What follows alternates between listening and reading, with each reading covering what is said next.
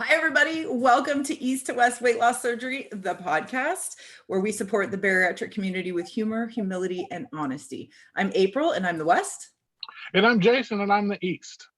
We are super excited to be with you today, as always. We are diving into a topic that everybody asks about. We see it all the time on like bariatric forums or groups or things like that. People want to know, am I going to be happy or happier after weight loss surgery? And Jason and I have a short and a long answer, as we always do. But he and I spend a lot of time talking about this because I think you and I both kind of were in alignment with this. Our lives were good or great before weight loss surgery. Our lives continue to be good or great after weight loss surgery.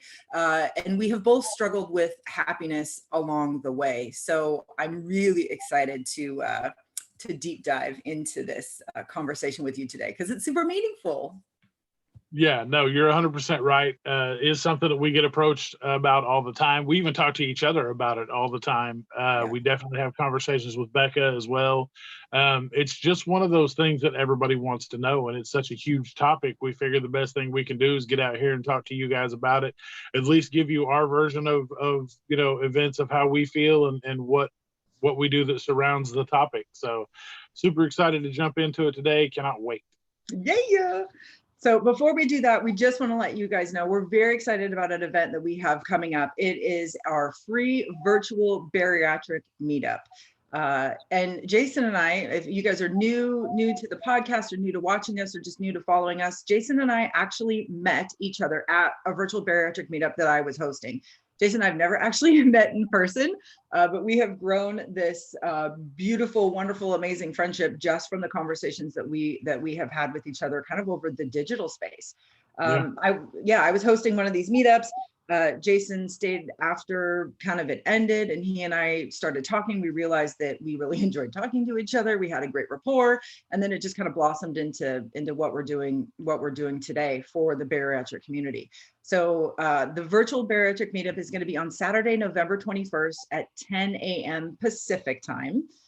It's free. It's all via Zoom. It's so easy to register. You just head to our website, www.east2west.WLS.com, east to west weight loss surgery.com, and just scroll down maybe halfway through the page and you're going to see kind of like a graphic, an advertisement, and you just enter in your information and boom, you're registered. It's like super easy.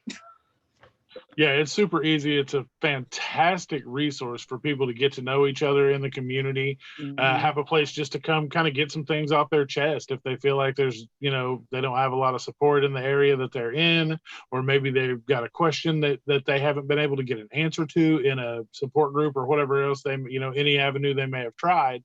This is a perfect way for you to come and realize that things that you may have been thinking that you may be the only person feeling or experiencing, you'll find out real quick that there's a lot of people just like you. They have the same feelings, the same thoughts, they're going through the same thing, because at the end of the day, everybody that's been through the surgery, no matter what version of the surgery that you have, there's a community out there for you, and you'll find out real fast that other people experience those same things. And sometimes it helps just to talk to other people or to listen to other people's stories. Even if you're really not experiencing anything at the time, you'll listen to other people tell stories, and that'll get you prepared for something that may be coming that you don't know about.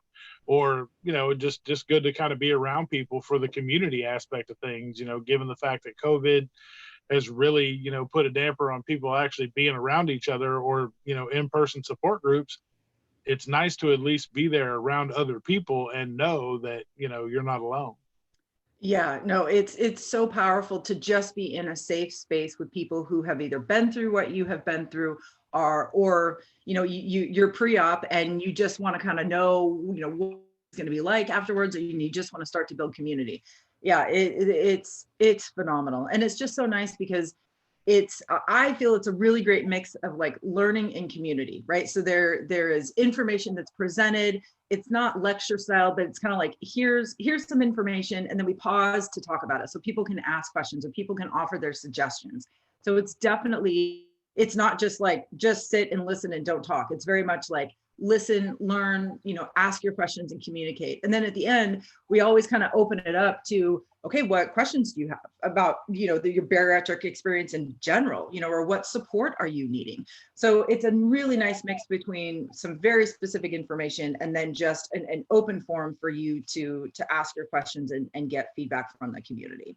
Right. And the best part about it is there's zero sales, marketing, any of that.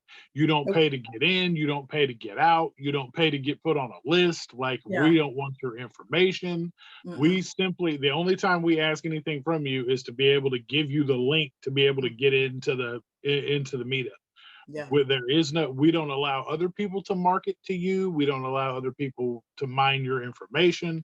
This is simply just, it's a virtual hangout. Like, come, hang out, get some information, leave fulfilled, leave with some great lasting friendships like April and I have been able to develop. That's how we met Becca, through one of those as well.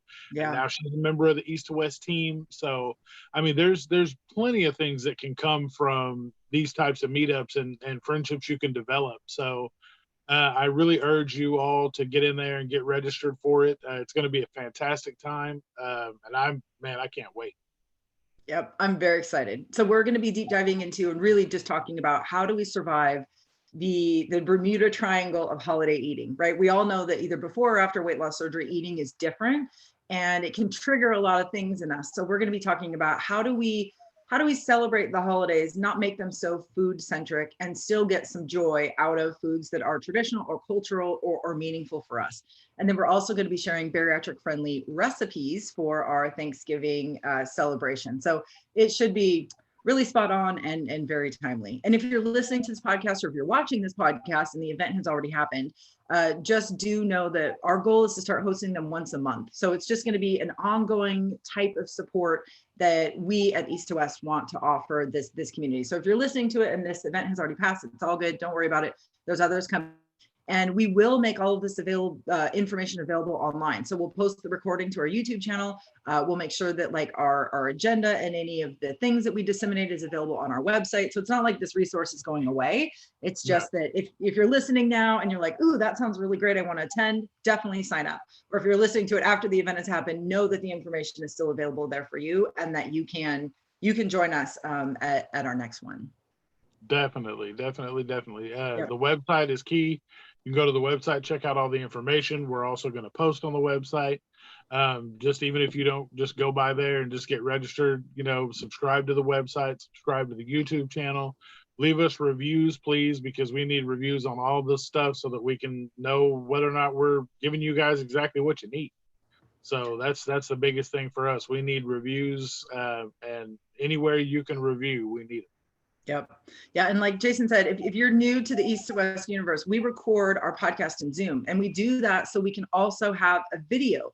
So if you are not a podcast fan, but you like to watch videos, head to our YouTube channel. Just go to YouTube and type in East_West_weight loss surgery, and our channel will pop up. It's also linked on our website. It's linked in our IG bio, right? There's all kinds of places to find it, but we know a lot of people who follow along with us or are part of our community, they prefer to watch on YouTube. So there's lots of ways that you can take in the information that we are sharing with you, because we know everybody likes to learn differently. That's why we started the website. Some people want to read, some people want to watch, some people want to listen. Well, we want to make sure that we're supporting the community in a way that you want to be supported. And we know that means that we have to kind of offer various ways to learn. So definitely.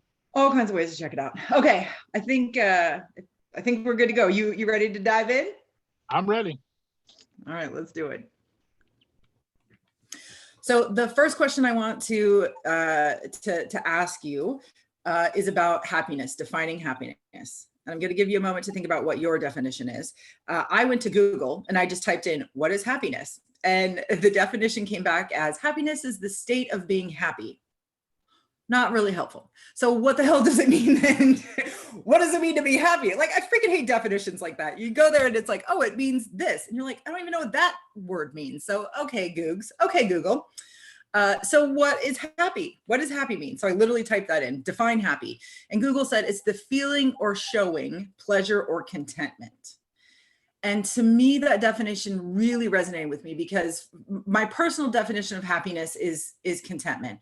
I am happy, or I define happiness as not needing more, right? To feeling or being content, not just, you know, the lack of want for me is happiness. So that definition really, really resonated with me.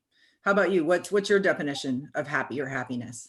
Yeah, content is really the word that sticks out there for me as well, because that's a glaring. A lot of people confuse happy with just being, you know, outright jovial and, you know, bouncing down the hallway saying hi to everybody, just being super happy with this, you know, giddy smile on your face. And that's not always the case. Certain people don't display emotion that way. And so the contentment really stuck out for me. For me, it's having kind of a full heart. As funny as it sounds, it's kind of like having a full heart and an empty mind.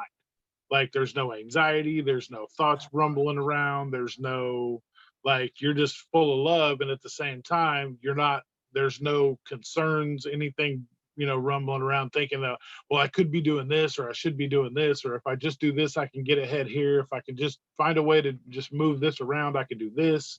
Yeah. Like all that's gone away, and you're, in a way it's the same way as saying you're content, because, you know, there's nothing you would change about your immediate situation, and your heart is full to the point that you don't need anything else. You're just good with with where you are. Dude, that is like, I'm making that a graphic ASAP. So I mean, that is so perfect, right? So a full heart and an empty mind. I totally get that.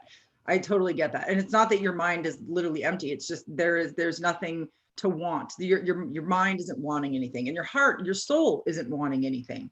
You are content. Yeah.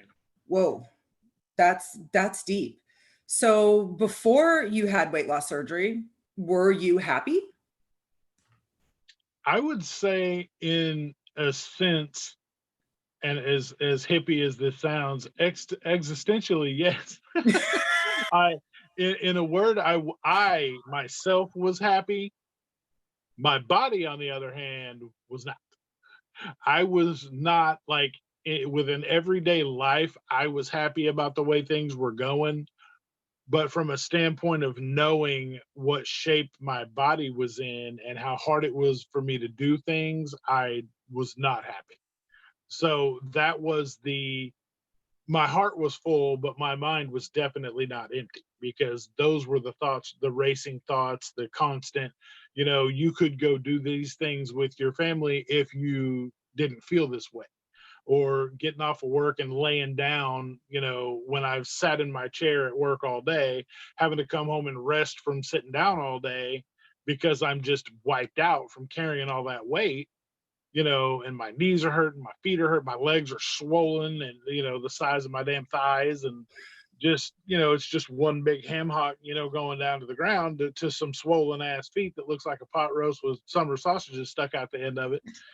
You just think about those types of things, and, you know, there's no way you can fully be content when you feel that way. So having to take a day and, you know, sit with your feet propped up so that the swelling will go down, or having to make all these extra, you know, added things, changes in your life to be able to contain the weight that you have, those are not empty mind situations. Like those thoughts are always racing. There's always something that you want to try, a new diet. If I just do this, the weight will be gone. Or if I can just do this, my life will be so much better because I'll be healthier. And those are the constant racing thoughts that I myself had before surgery. Dude, every time we talk, I mean, I feel like I have goosebumps, or I just feel so like aligned with your experience. I mean, we're a different age. You're a grandpa. I don't have children. You live in Florida. I live in Washington. But holy shit, bro, that is like exact. I mean, and you hear me. I talk about this all the time. I feel like after surgery, all of a sudden, I had so much mental space. I had so much capacity for other things in life because I wasn't thinking about food 24/7. And I feel like after surgery, that's why like my short answer is no, you're not gonna be happy after surgery. My long answer is yes, you will be. And it's not that I am happier now after surgery, but all of a sudden I have the space, I have the mental capacity and the energy and the ability and Yeah. I mean, I just have more time to do the things that bring happiness and contentment into my life. It's not that they didn't Availability. exist before surgery, right? It's just that now I have more time to do those things. I have more time to seek that out. And yeah, I mean, my heart is just as full, is just as content. Maybe even more so now after surgery, because the food thing has been replaced with the happiness and the contentment. But yeah, oh my God, that's just, yeah, insane. It's so Well, true. and the difference between what we say is from the surgery aspect, will you wake up from surgery and automatically just be happy about life? No. That's why our answer is, will the surgery make you happy? The answer is no. Yeah. Will the surgery allow you to gain the happiness that you seek? Yes, 100%. Because like April said, now she's got the mental capacity and the space to be able to, think about other things that bring her joy and happiness, but she also has the physical ability to go do those things. Hmm. Because you see people, like for myself, I always used to watch people zip line and hang glide and skydive, and I'm scared of heights, so it's hilarious that I see all these things and I'm like, well, I can't do that. Not that now that I'm not, big as hell, not that I'm going to run out and jump on a zip line, because I'm not. I've I've made it 44 years without zip line, and I think I'm good. Um, but you see people do things that, for a weight limit you just can't do, or your physical ability is just not on that level. And you think about it and you're like, man, I would like to do those things. So Hmm. the hindrance is what keeps you from being happy. Now, after surgery, once you start losing and you gain some of those abilities back, and you're in within whatever weight limit that may be, then you start to be able to go out and pursue those things. And that's where the happiness begins to come in. So while it's not specifically the surgery that made you happy, the surgery was a tool that allowed you to get to a point to start striving and achieving those things that bring you that happiness. Yes. Yeah, 100%. I mean, I think back to, before surgery, I enjoyed paddleboarding and kayaking and swimming and hot yoga. And I still enjoy and love all those things. They bring me a lot of contentment, but I enjoy them more now because I don't expend so much energy doing those things, or I don't worry about, I mean, I don't worry about not being able to get into a pose or being so exhausted that I can't make it through the entire class, because the weight is gone and now I have more mobility and flexibility. So those things bring me even more joy and happiness, but before surgery. So it's just amazing, all of the different things that have improved, or my happiness has only grown after surgery. And it's simply because they're easier to do now. And the other thing too that I keep going back to recently too is that, some of my happiness was taken away by my reaction to what I look like. So, I love to shop and I love to be fashionable, and and I love to do some things that involve my physical appearance. And when I would go shopping, I would find this like awesome outfit. It was plus size. I'd be at Nordstrom's or Lane Bryant or, wherever I happened to be shopping. And I was like, oh, this is banging, right? Like you try something on and you're like, oh man, you go look at yourself in the mirror and you're like, yeah, like this looks good. But when I was heavier, it was always this looks good, but you still don't look how you should look. Like you are still a very large person. And while there's a lot of joy before surgery in dressing up and feeling good in how you look and having confidence in yourself, none of that goes away.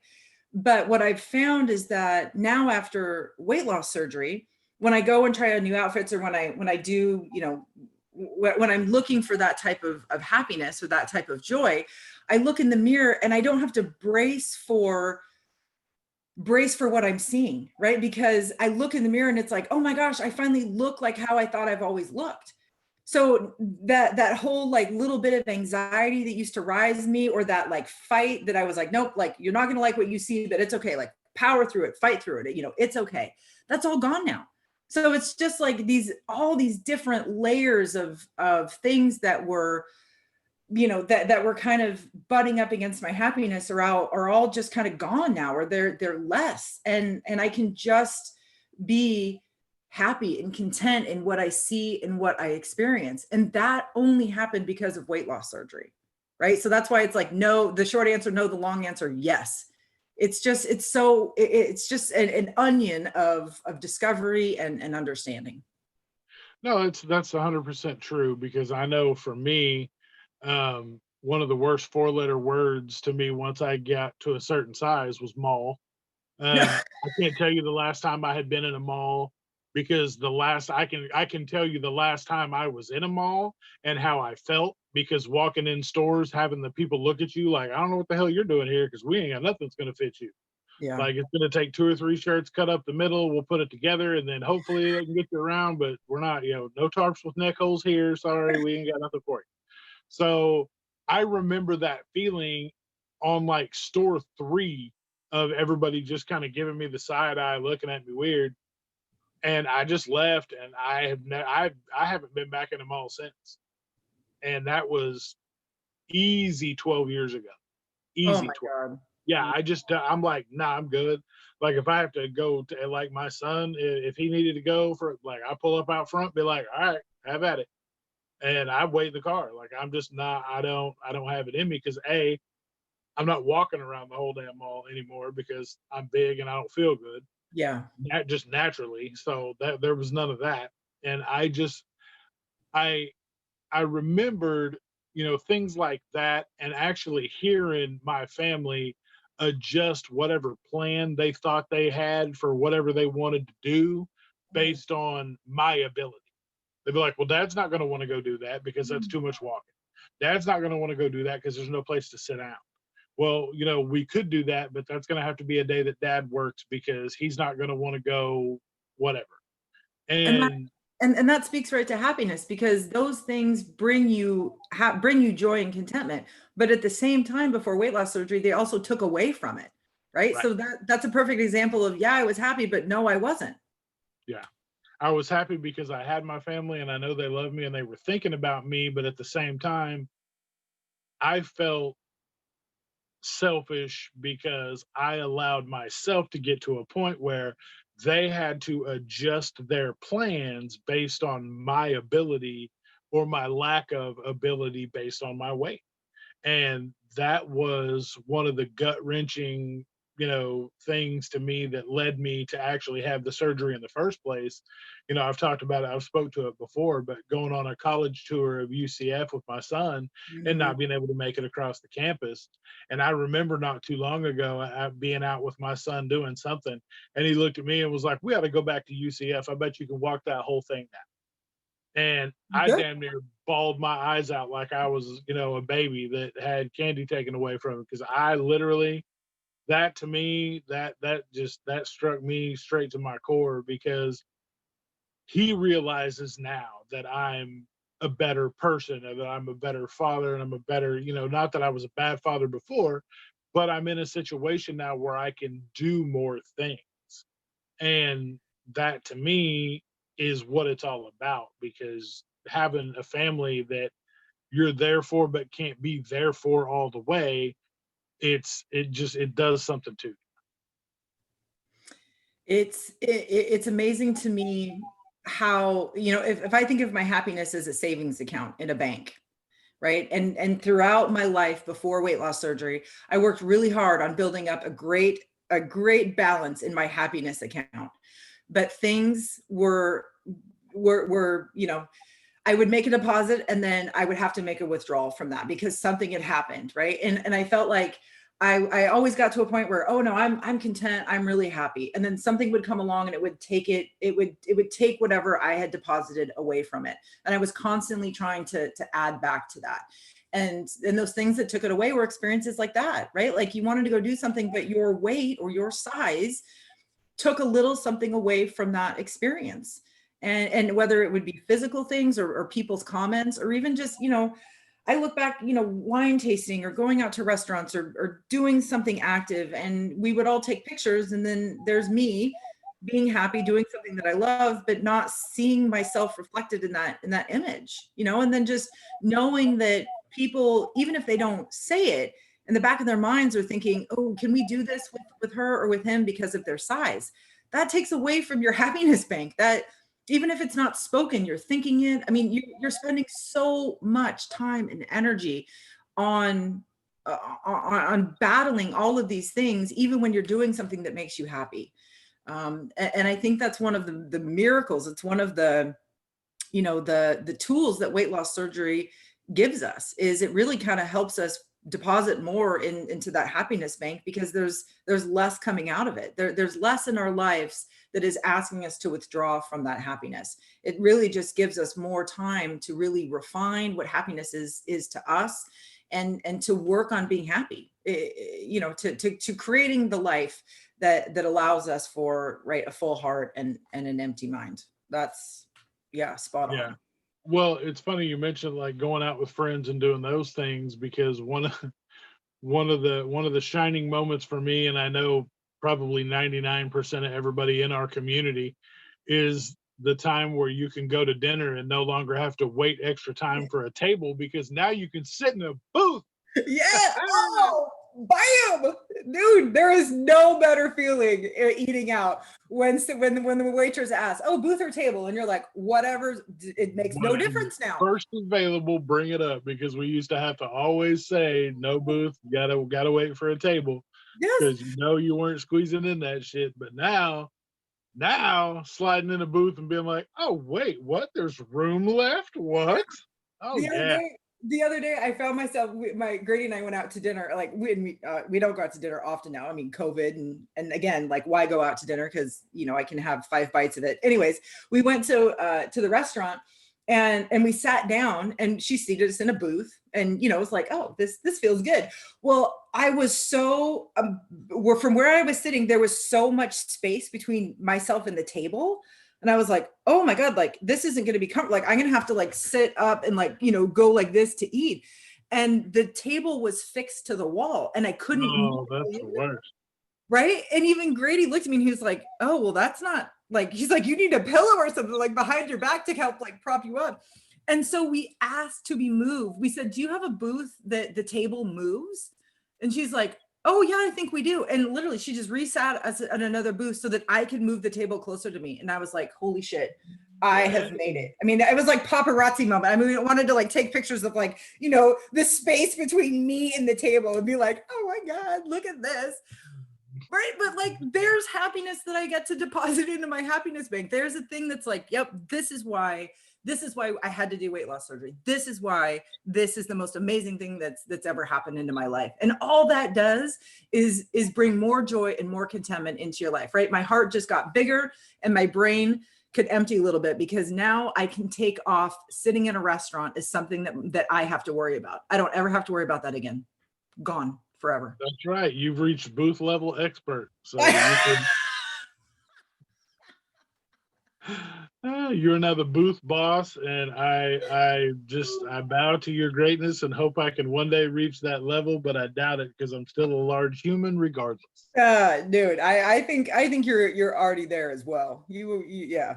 Well, and just, I mean, think about all of the things, Jason. I mean, just in our casual conversations, I mean, all of the things that now you don't have to worry about, right? That just don't even trigger you anymore, because you've lost the weight, you've developed healthier habits, you're aware of the stories and the conversations that you have with yourself.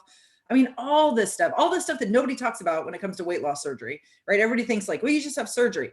No, the surgery is one piece of it, and it becomes a smaller and smaller piece of it the further out you get from your actual procedure.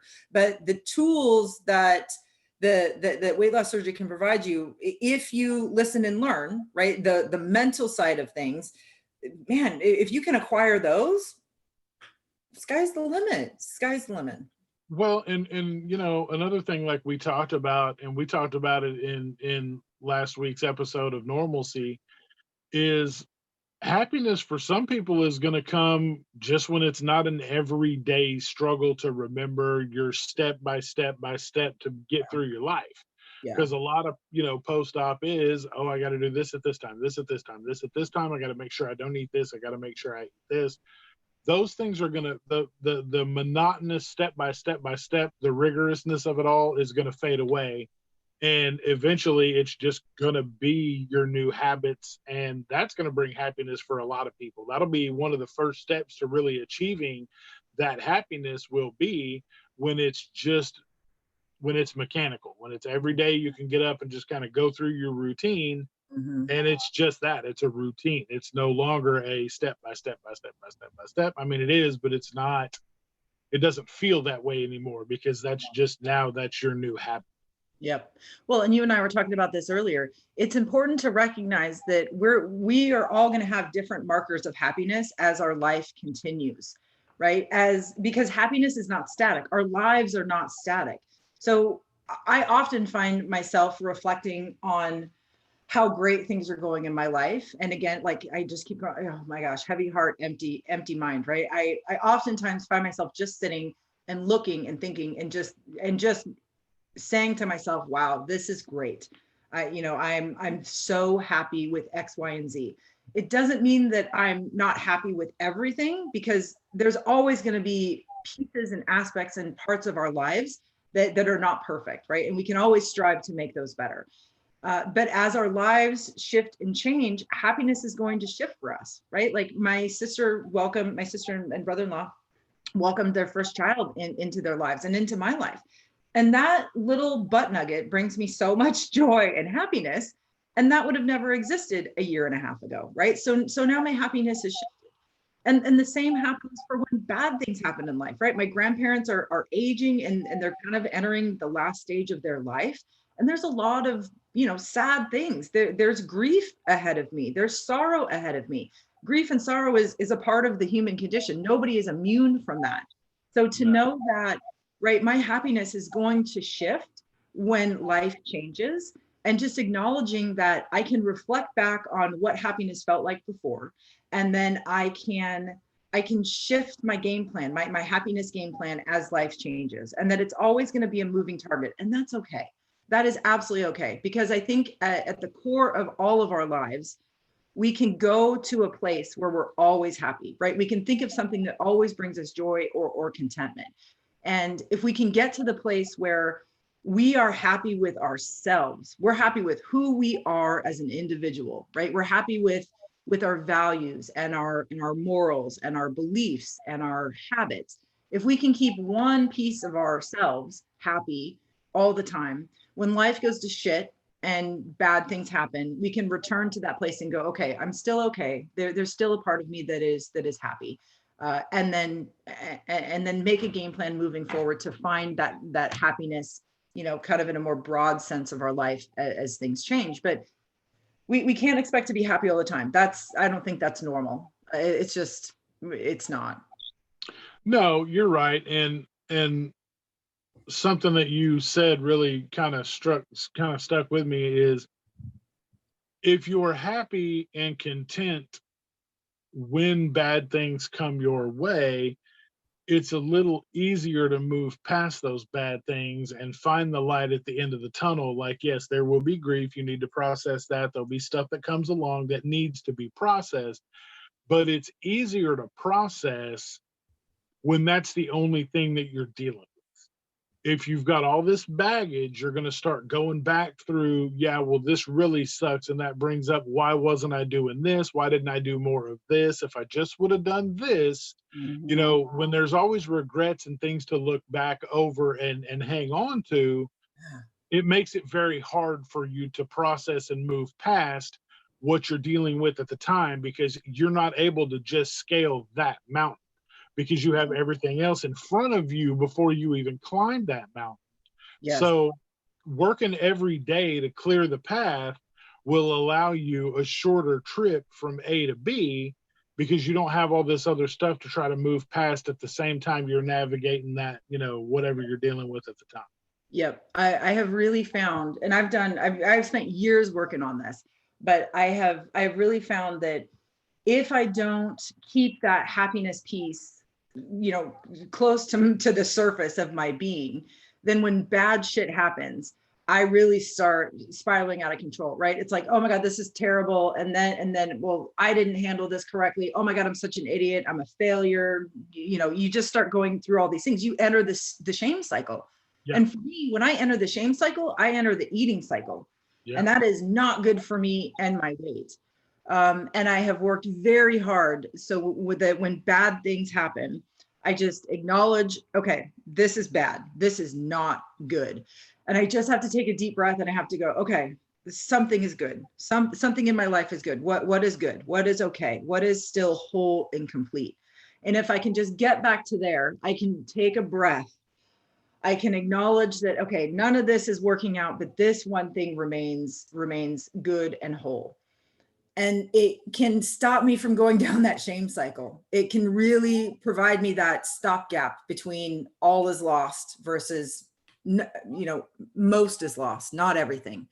And I think, keeping that happiness front and center, that little piece of us is a key to making it through the really difficult times in life that are ahead. Like, your weight loss surgery is not going to stop bad things from happening from you in the future, but it is going to give you the tools to better navigate those storms and to come out of it not with a completely sunken vessel, right? You're going to hit some storms.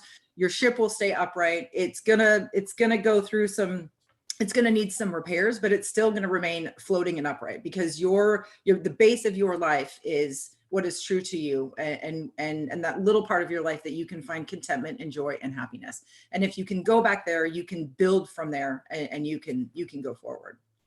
Right. Well, and you mentioned the shame cycle. One of the most important things about the shame cycle is the farther out from surgery you are, the worse for you the shame cycle could be. Yes. Because if you've just had surgery, you really can't eat a whole lot. So even if you did jump off the wagon and start eating bad stuff, you can only eat so much of it. So it's harder for that to negatively impact you on a permanent basis. You enter the shame cycle a year and a half, 2 years out, you got a problem, because you can eat a lot more. Yep. And it affects you a lot different, and your body will take all the bad stuff and it will pack it on, and you'll be looking at a 20-pound, plus weight gain in a short amount of time. Yep. And then that's another battle that you're going to have to fight. Yep. Thinking about how you failed yourself and whatever else may be going through your head at the time, that's going to be very hard to get past. So, yep. And we know, go ahead. Sorry. Yeah, in conversations with Wendy, right? You have a 50% chance of regaining your weight up to 2 years after surgery. And men and women will enter the shame cycle, right? Because that's just what we do. And instead of turning to food, you'll turn to alcohol, right? So you're going to drink your weight back. Or for women, you turn to shopping. For men, you turn to sex. That also kicks off the shame cycle, and you're just going to go back to alcohol, or you're going to go back to food. And even if you're still eating small quantities of food that brings you comfort, if you're doing that consistently, all your weight's going to come back, right? If you eat what you ate before surgery, after surgery, you're going to weigh what you weighed before surgery, after surgery. I know that's like a mouthful, but I mean, if you do what you did before surgery, you're going to weigh what you weighed after surgery. And we don't want that for you. We don't want that for anybody. We don't want that for ourselves. And this is happiness, finding our happiness, keeping it on the surface is a tool we can use to not go back to our old ways. Right. And part of that is really, really listening to your body, paying attention to yourself, knowing, being honest with yourself that you may be looking at a shame cycle situation, mm-hmm. and really doing your best to catch it early, so that that's not something that you're stuck having to do, because, losing it once is hard enough, but going up and then coming back down again, it sometimes it gets harder the second time around, and we don't want that, you having to struggle for that, because that moves you farther away from the happiness that you seek. Exactly. Yep. So I'm sure some people are listening or watching and they're going, okay, that's great. I understand the role that happiness plays, but maybe they don't find any happiness right now. Maybe they're just not happy, period. Right. So how do people even start the process of finding happiness or becoming happy? That can be a struggle. I think there's a lot of people out there that can really truthfully look at their lives and go, nothing about my life is happy. Nothing about this is bringing me joy. And that's not a good place to be. And we want to help you find some happiness and joy. So Jason and I have some ideas or some things that you can try to find your happiness. We want to present you with maybe a starting point. So the first thing that we recommend is come up with your own definition of happiness. What does happiness mean to you, right? Jason shared a great one-liner. I shared, what kind of happiness means to me. It's definitely something that it's a definition that you need to own, and you need to own it in a couple of different ways. I think you need to be able to verbalize your definition. You need to be able to describe what it looks like. And I think you need to be able to describe what happiness feels like to you, because happiness is much more than what we project on the outside. We have all known people who portray this very happy existence, but then we find out, or we know, that they're actually not very happy. So happiness can be faked. And if we are working towards a goal or a definition of happiness that isn't true for ourselves, then we're wasting our time. So not only do you need to define happiness for yourself, but you really need to visualize, what is it going to look like? What would that look like for me? And what is that going to feel like for me? That feeling part is, I think, what matters more than the looking part, because if we feel a certain way, that feeling is going to be projected in our actions and behaviors and what we do and say, right? If it's something that we value, if it's something that's true for us, we don't really need to focus so much on what is it going to look like, because it's just going to be natural. But knowing those two things is how we can judge our progress towards happiness. Right? Yeah, no, I definitely agree. So Jason, so I'll ask you this. So you have your working definition of happiness. What does that look like for you? So what does happiness look like for you? When I visualize that, like you had said, like the verbalization and the visualization, to verbalize it would be, as long as my family is content and everybody's doing good, they're happy, they don't need anything. To me, that's what's going to make me happy. Everybody's provided for, my daughter, even my adult daughters who are self-reliant, I still want them to be happy. As long as they're happy and content, and they don't have, a lot of baggage to deal with. My son, who's about to go off and do his own thing, as long as I can keep everybody, kind of at arm's length and happy with what they've got going on, I know that as a father, I've done what I need to do. And I'm now gaining control of my life back with my weight, being able to go do things and enjoy life, not only with my family, but outside of that, with not a complete family activity, but just like my wife and friends, and just going out and being able to do stuff, or playing with the grandbabies now, chasing them around. Like it used to be when, come outside and play wasn't even an option. Like that wasn't even absolutely not. I'll be on the couch watching you guys play, like have a good time. But now being able to go out there and run around with them and do stuff and, play basketball and all that stuff, that to me is a complete picture of happiness to me.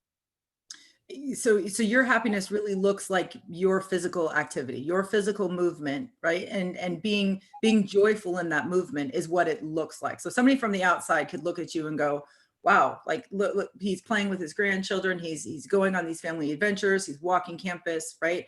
And I also think too, people who are happy, they physically portray a deeper smile, right? Like in the joke in my family is that you can tell if somebody's happy if they're smiling with their eyes, right? So if you just look at their eyes, and if you just saw this, right, and nothing below, you would see that happiness.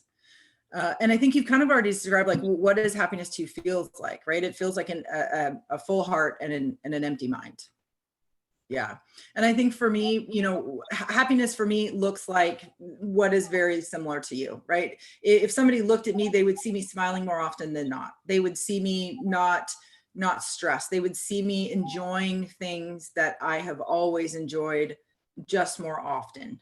And I think for me, my happiness comes through, it's also a feeling, but if I'm content and if I'm filled with joy and happiness, I tend to give a lot out. I tend to give a lot back, right? Because I'm feeling so full, I'm feeling so content that I have some extra things to give. So if I'm giving back to my family, my friends, my community, then that to me is kind of what happiness looks like. And the feeling for me is very full.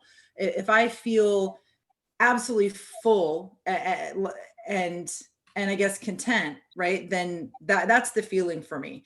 And I've felt that way for a very long time now, maybe 6 months, and I'm a year and a half out of surgery, and it took me a while to get here, but I definitely feel very, very full in my contentment.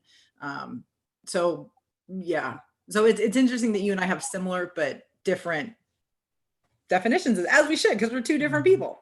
Right. Well, and it's just an amazing feeling to reach, and it may not be something that automatically triggers in your mind that you've reached it, Yeah. but you'll just one day you'll look around and just be like, yeah, this is it. This is what this feels like. Yeah. And for some of you, it may be something that you've never experienced before. Yeah. And for some of you, it's one of those things.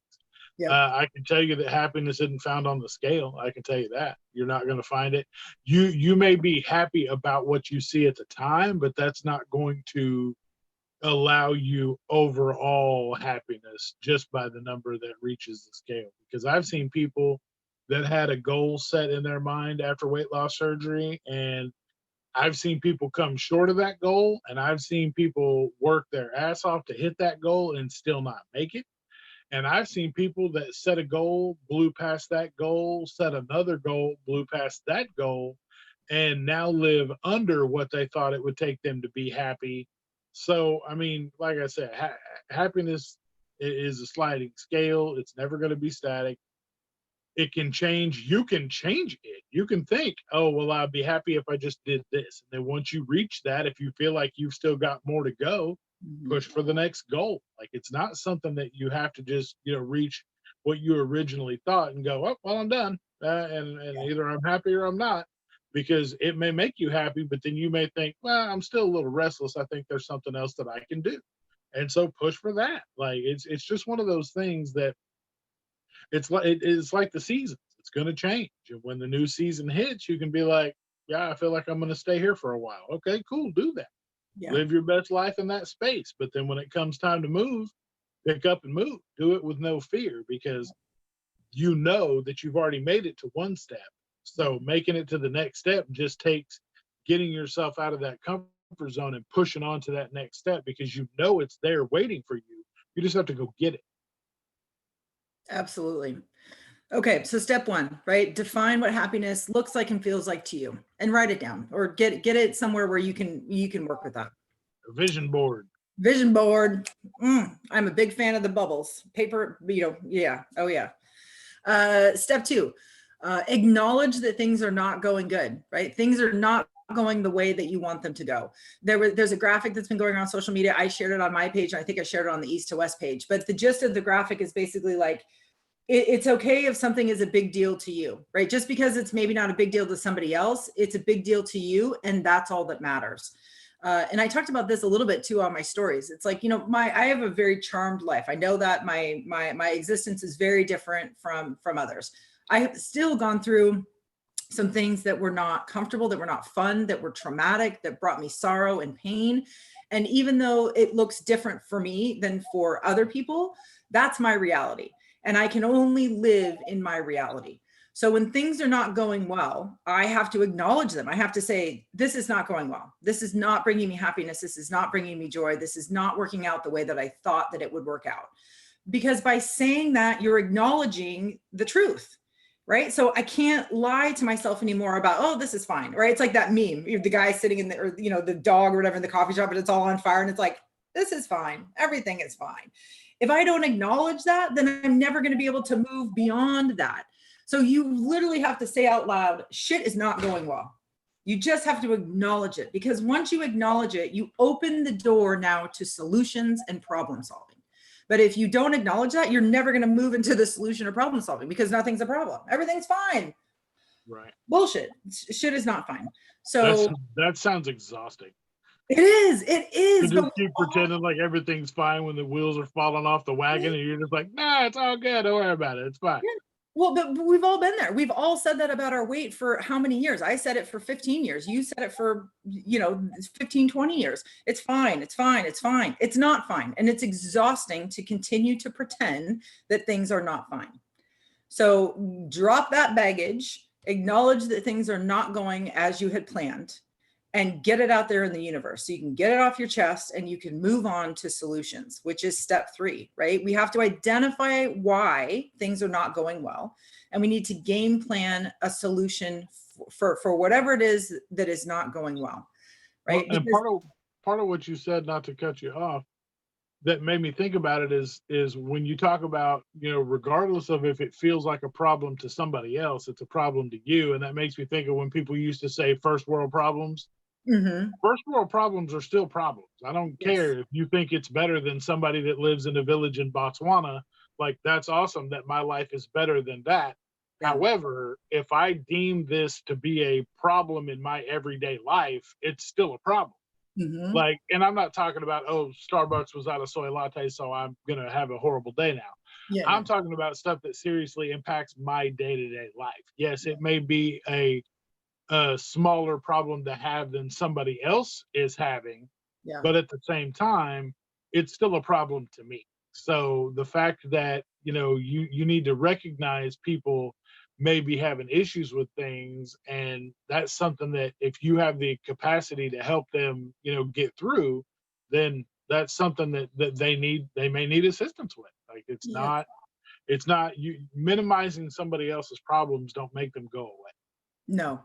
And making people feel bad about what they're expressing is not helpful to anybody either. I mean, yeah, everybody could say that. Everybody could say, oh, well, yeah, but your problem is nothing compared to this, which could be true. Yeah, I don't worry about food every day. I have a roof over my head. Yeah, I mean, I'm not comparing them. What I'm saying is that, or I'm just saying to myself, this is bothering me. This is not working well in my life, because we can't help other people. We can't help the world if we can't help ourselves. So we have to start with ourselves. We have to get our house right. We have to get our life right so that we have the time and the energy and the capacity to help others, if that's what we are called to do. Right. But, just acknowledging that, yeah, this is my reality. Things are not going well. I need to game plan out of them is how you start with happiness.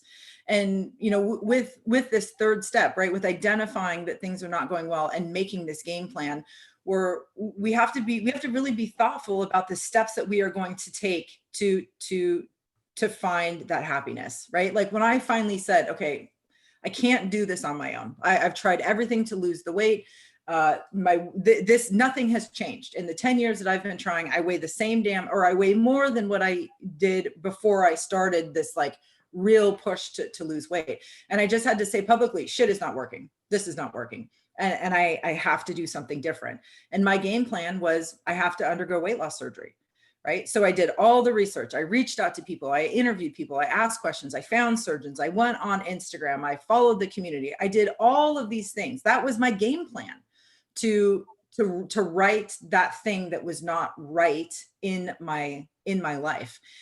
So that's what you need to do. You need to problem solve. You need to think about, okay, well, what are things that I could do in my life to get this back on track, or to find happiness in this area? And like, write down, like, I'm serious, list out the things that you are going to do, and then execute, try those things, right? So whatever you are seeking, whatever area of happiness you are looking to grow in your life, be very specific about the steps that you are going to take, and then monitor those steps. Like, you literally have to like check in with yourself. You have to ask yourself, okay, how's this going? Am I getting closer to how I want to feel? Am I getting closer to this looking like how I want it to look? Because if you're not checking your progress against your own definition and feeling of happiness, you're never going to get there, because you're using somebody else's definition, right? So we constantly have to say, no, I'm going to try this. I'm going to do this. And then every day, every week, check in with that. Okay, is this working? Am I feeling the way that I want to feel? And if the answer is yes, then you keep doing that. And if the answer is no, then you go to your next item on your list. Okay, well, that didn't work out as I thought it would. Okay, now I'm going to try this. Now I'm going to try this element. And you do it and you monitor it, you track it. I mean, I know it sounds crazy, but that's how change is made.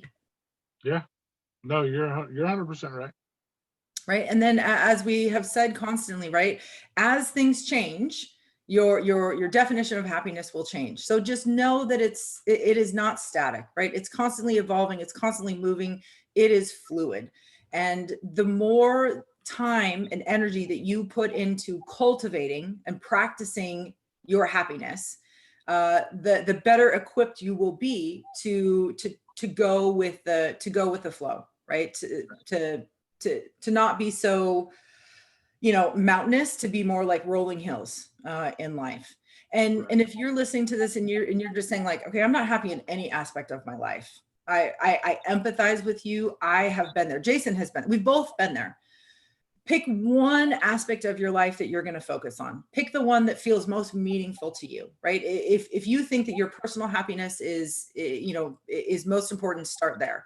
If you want to focus on your job or on a friendship or on a relationship, happiness in those areas, that's fine. You pick whatever's going to be most meaningful to you, but follow the steps in those areas, right? Identify what it means to be happy in that area. Acknowledge that things are not going well. Come up with a game plan to bring more happiness into that area. Try things out, monitor your progress, and make adjustments as needed. And then if you feel like you're in a really great groove in that area of your life, then bring on another layer, then move on to another aspect or area of your life. And I think if you can master one, then those skills and the skills that it took for you to reach a level of happiness in that area, you can just continue to apply to all other aspects of your life. Right. No, and that's true. And then one of the things you also need to think about, if you're in that situation where you don't feel like anything and everything feels like it's a huge mountain that you don't even know where to begin, find something small and chip away. It doesn't, you're not, you didn't get to feeling like this in a day, so you're not going to fix it in a day. So just chip away as little bits as you can, and eventually you'll start to see the light at the end of the tunnel. Definitely reach out to your support services. If you don't have any support services, you can reach out to us. We'll do the best we can to help you with what we can do. If we can't, we'll point you in the direction of a professional that can kind of help you get things back on track. I mean, that's at the end of the day, that's what this community is all about. We've come together to help each other, to reach out, to be able to support each other, hold each other up, lift each other up. And that's what we need to do, and be there for each other. And that's the only way that we're going to help everybody get to a point where they all feel this happiness and content that we're all looking for. Absolutely. Starting small is key. Yep. Oh my gosh. I'm feeling very, very complete about this conversation. I agree. So looking ahead, Jason, so for our week ahead, what are you going to focus on this week that's related to your weight loss surgery journey, to your bariatric journey? Are you going to be focusing on happiness, or are you focusing on something else this week? I believe I'm going to focus on honing in on what exactly got me to the contentment that I'm at currently. I'm going to be focusing a lot on my family because, as I said, my son's getting ready to leave for the Navy, and he's almost down to 1 month before he ships off. So a lot of spending time with him to kind of complete that circle. That's something that's going to be tough. And that's really just going to focus on the things that got me to where I am. And I mean, I know ahead, you got some heartbreak, you got some sorrow, because you have to say goodbye to him. He's going away to basic training, and your life is going to change. Your life is going to look drastically different. So to know that you are making a ton of deposits in your happiness bank right now just means that, if you need to make some withdrawals, you've got a nice cushion of savings built up there. And I know, you get so much joy and happiness from your family anyways, that it's got to, I've never experienced it. I'm not a parent, but it has to be an equal combination of happiness and sorrow, because you don't want your kids going away. You worry about them, right? They're leaving the nest. Did I teach them enough? All those parental questions are bubbling up to the surface. But clearly you've raised a phenomenal human being who wants to serve his country. And you know, I mean, you've done good things. So, oh, sorry, heartstrings. Yeah, no, I appreciate the sentiment. He is a fantastic young man. It's just one of those things as being a parent, everybody tells you that it's hard when they're young and it's so, you know, super hard to get through those times. And that's nothing compared to when they're old and they actually go away and there's nothing you can, you know, like I've never been, the longest he's been away is the family went back to Oklahoma and I didn't get to go on vacation and they were gone for about 3 weeks. Mm. And that's the longest I've ever been away from that child since he was born. He Mm. literally, the nurse, the doctor, like when he was born, they pulled him from my wife and handed him to me. And I held him for the first hour he was alive. Wow. And I've had 3 weeks away from him and that's in 18 years. Mm-hmm. And now he's about to dip for like 8 months. Yeah. And I'm like, yeah, this is way harder than when he was a kid and when he was, you know, diapers and whatever else you could possibly imagine. This is way beyond all of that. But I'm super proud and super excited for his, you know, for his next steps in life because I know it's going to make him an even better man than he already is. So, I mean, I'm just excited for it. Awesome. Well, I'm anxiously awaiting to hear about his progress and what he's doing in life, because I know it's going to be a good thing. My mom often talks about that. My parents go away every summer to Alaska, and they're gone for 4 or 5, sometimes 6 months. And it's hard. We're a very close family. And my poor mom just, you know, she's so excited to go because Alaska is amazing. And they have, I mean, it's otherworldly, the things that they do up there.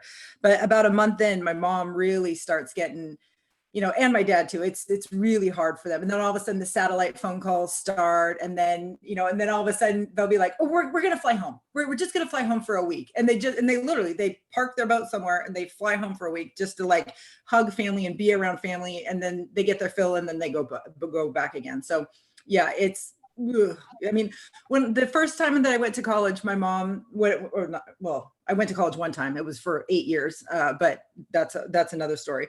When they dropped me off, my mom cried for a week straight. Dairy Queen was the only thing that kind of helped her get through that. And then I was like 2 or 3 years into college. I would bring my laundry home and do my laundry, and then you know, obviously go back to school. And I said something to my mom. My mom was helping me with laundry and she was folding. And I was like, okay, Mom, I got to grab my laundry and I got to head back home. And she just looked at me and just bawled. And I was like, oh my God, what's wrong? You know, like, not your home. Oh my God, that's exactly what she said. She's like, this is your home. And it just like waterworks. And I was like, oh my God. I mean, I didn't even realize I'd said it, but I knew exactly what, as soon as you said that, I was like, oh, trigger. Oh God. Oh, it was an enlightening moment and of course, as a kid, you feel horrible because you've made your mother, you know, like despondent over your laundry, you know, but it was still like, oh my God. So I learned real quickly that Central Washington University was never my home in her presence. It's a home in my heart, but no, publicly around her, no, that is a dark period that we do not talk about in my family. No, ma'am. Yeah, absolutely not. Oh God. All right. Well, this week I'm going to continue to work on tracking. I am up now 4 pounds. I've dropped a pound, but I need to continue to work on tracking and make sure that I am back on that healthy habit. And then, yeah, I'm going to kind of continue with you. I'm really going to think about all the ways that I find happiness and contentment. I've been struggling with some issues of, you know, am I enough? Am I doing enough? Am I contributing enough to this community? You know, I've been struggling with that. I've got some, so I'm going to keep working on that, because if I focus on my happiness, then I know that side of what I'm experiencing will diminish. So I'm going to continue to work on that. So, okay. Next week's episode, you and I are also super excited about. It ties into the virtual bariatric meetup that we are hosting on November 21st. But next week's episode is all about us versus food. And we are really just going to be talking about how do we survive this holiday season that is very centered around food, right? Whether we are pre-op or post-op, no matter where we are in the journey, our relationship to food has to shift, right? And when we recognize that food is cultural connection to our family, it's part of our traditions, it's part of our history. Food can be joyful. We acknowledge all of that. We're just going to talk about some strategies that we can use to make food not maybe the primary focus, but the secondary, right? Food can't be the focus. So we're going to talk about that, and then we're going to talk about strategies for how we can enjoy the foods that we want to enjoy in a way that's healthy for us before and after bariatric surgery. So that's going to be a really poignant and timely episode. Yeah, I saw some people in the one of the bariatric support groups I'm in on Facebook talking about their liquid diet starts the day before Thanksgiving, and I was like, oh God, brutal. I can't imagine, but no. I mean, there's people out there. I'm sure there's people that are going to be listening that are the same way. So we'll talk about it. We'll dive into it, and hopefully we'll leave you with more information than you had before you got there. Yep. We got some strategies. And again, right, Jason and I, we're not the experts. You know, this isn't medical advice. This is just he and I talking about our experiences, our personal experiences before and after weight loss surgery. And all we can do is share our recipe. And if you find a part of our recipe that you enjoy, you get to bring it into your own. You get to make your own. You are the cook of your kitchen. And we're just sharing our experiences in hopes that they'll resonate with you and that you might find something that will help you as well. That's it. So Jason, I cannot thank you enough for listening or watching or following along. You can listen to this podcast on all of the major podcast apps, whatever's on your phone. We are definitely there. You obviously, you know how to find it, but you can just search East, 2 West _ weight loss surgery, and boom, we'll pop up there. We have a season and a half that's all there. It's free. You just listen to it any old time you want.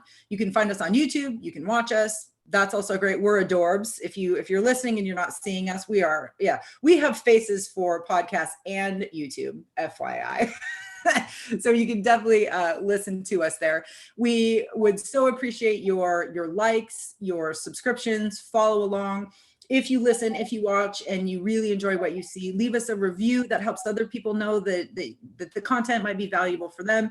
And then if we do something and you're like, it's hard for me to watch or listen to, let us know, because we only want to produce things that are valuable to you and this community. And we do that by feedback.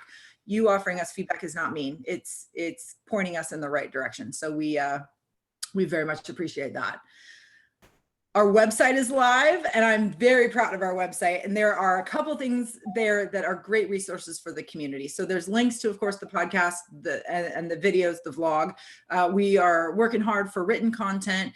The other thing that's really cool on our website is we do a shout out Sunday. Every Sunday, we want to celebrate members of this community. It's not a paid shout out. It isn't a sale. It isn't anything. It's literally you sharing your story with us and us broadcasting it on all of our feeds. We just want to celebrate you. So if you want to be featured on our shout out Sunday, we would love to feature you. Go to our website, www.east2westwls.com. And about halfway down the page, there's a form. It says shout out Sunday. It's huge. You can't miss it. You give us some basic information, and then Becca will contact you on Instagram for like a side-by-side photo. And then we literally just share your information. We celebrate you. So you can do that all on our website. You can also register for the virtual bariatric meetups and all of the events that we're going to be hosting in the future right on our website. It makes it super, super easy. It's like the one-stop shop. That's why Jason and I are excited about the website. It's one place to go for all kinds of information. So lots of information there in whatever modality of learning you enjoy. So you can subscribe to the website, which just means anytime anything gets posted or an event gets listed, you are the very first one to get notified. It comes straight to your inbox. So it's pretty slick, and I'm very proud of it. I think it looks awesome. I'm super jazzed about it. So if you head to the website and you have any feedback, I would love to know that as well. If you think it's awesome, let me know. If you think it needs some tweaks, let me know, because I want to make sure that, again, it is usable and meaningful for people in this community. Yes, user-friendly is the new word when it comes to the website and everything that we're doing. So please let us know. So if it's not, we can adjust it. We are super excited about the website. We got a lot of things going on, and we just appreciate everybody being along for the ride. Yeah, April, I couldn't have said it better myself with all the things you said. I just echo those sentiments, and just want everybody to remember that you've got this and we've got you. Best thing I ever heard. All right, friend. Thank you so much for the conversation today. I really enjoyed it. Yes, ma'am, as always. All right. See you soon. Bye-bye.